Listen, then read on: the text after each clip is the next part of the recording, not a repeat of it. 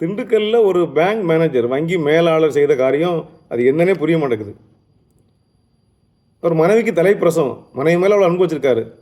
ஏன்னா மருத்துவமனையில் போய் பேறுகாலம் பார்ப்பதுக்கு அந்த ஆள் பயம், விரும்பலை, பயம். அந்த அம்மாவுக்கு லேபர் பெயின் வருது. வீட்டுக்குள்ளே யாரும் வந்துடக்கூடாதுன்னு கதவையெல்லாம் சாத்தி வச்சு, ஜன்னல்லாம் சாத்தி வச்சுட்டு அந்த பொண்ணு அழுகிற சத்தம் எல்லாருக்கும் கேட்குது. ஆனால் கதவை திறக்கலை. இவராகவே பிரசவம் பார்த்துட்டார். பேறுகாலம் பார்த்து அழகான பெண் குழந்தை பிறந்திருக்கு. தாயும் செய்ய நலமாக இருக்காங்க. இப்போ அதுக்கப்புறம் அது தெரிஞ்சு ஆஸ்பத்திரி போலீஸ்லாம் வந்திருக்கு, அது வேறு விஷயம். ஆனால் இவ்வளவு படித்து ஒரு பேங்க் மேனேஜர் மருத்துவமனையை நாடவில்லை, மருத்துவமனைக்கு போகக்கூடாதுங்கிற அச்சத்தை உண்டாக்கியிருக்காங்க. பார்த்தீங்களா? ஏன்னா இப்போது காலம் எவ்வளோ மாறி வந்திருக்குது. முந்தி போல் சுகப்பிரசவங்களே இல்லை. ஆனாலும் அவங்க பிள்ளை நல்லா பார்த்ததுக்கு பாராட்டு. இது ரிஸ்க்கு, மனைவி உயிருக்கு ரிஸ்க்குங்கிறது கூட தெரியாமல் அவர் கண்ணை மறைச்சது எது தெரியுமா? மருத்துவமனையை பார்த்து ஏற்படக்கூடிய பயம்.